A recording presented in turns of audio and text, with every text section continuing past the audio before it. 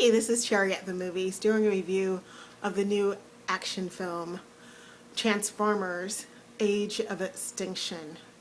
So what can I say about the movie? I was super excited about the newest one from Mr. Bay, who is king of the summer blockbuster film with lots of explosions and fight scenes and explosions. I mean, that's what you expect to see when you see a Michael Bay movie. Instead, I found that this was not the Transformers movie I was promised or expected. There was some major issues with it that really just rubbed me the wrong way. One of the big issues is when I go see a movie that is named Transformers and that is about Transformers, I expect to see Transformers from the moment the film opens, when I see the title of the movie, to the very end when I see the credits. I expect to see Transformers. And I was even more frustrated that they didn't really use the Dinobots, or dinosaur Transformers, whatever you want to call them. They were not until the very end, and it was like, that's the major advertising. That's how they tricked me into going to see it over opening weekend.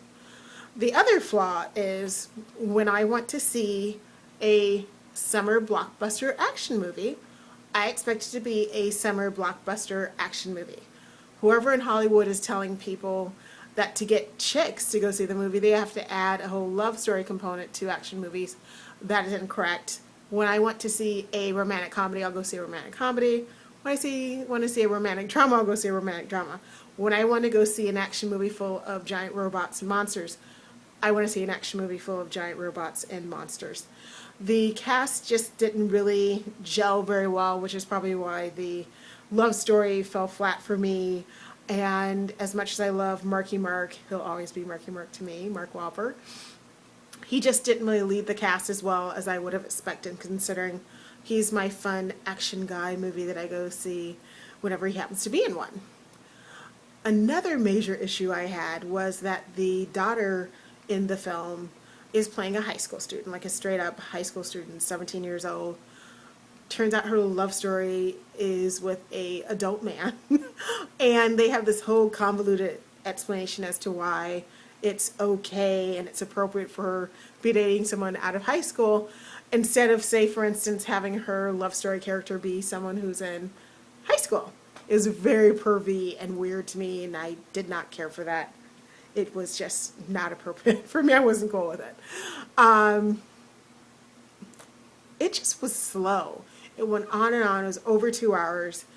Michael Bay should have judiciously used the editing booth to cut it down, because the whole beginning when they were explaining, the relationship and how they got to know the Transformers was unnecessary.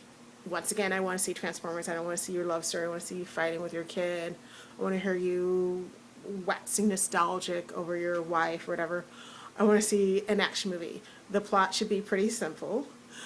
Autobots fighting Decepticons, or fighting whatever the newest big bad is.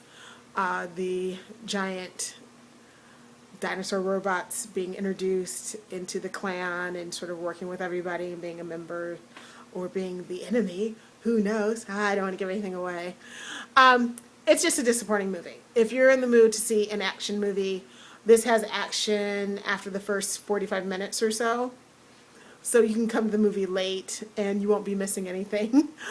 Or you should go see a real action movie, and this isn't it. It was boring, it was dull.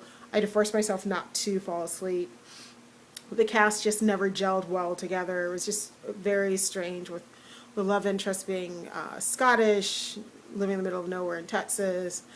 And it was really weird. It was very whitewashed to me. I mean, the first ones didn't have a lot of ethnic diversity, but they did have like a major character who was ethnic, and then they sort of introduced a few others that were ethnic.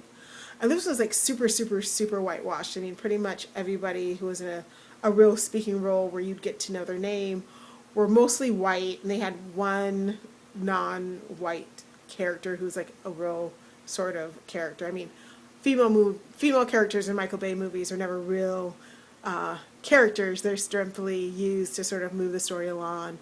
Namely, the usual female victim, save me, save me, save me. which was the other reason I didn't like the daughter character. Is just a bland, blah character, and I don't blame her for it, although none of them were very good actors. I was disappointed. I mean, it was, in my opinion, it's a bad movie. I'm never going to give it a C. I'm going to give it a D. And it got a D strictly because the dinosaurs and the Autobots and the robots and the ship looked interesting. It's like one of those movies that you see and you think, oh, this could have been really good if they had maybe edited it and gotten a better script and had more action or had more something. It just missed and didn't gel, and I didn't like it.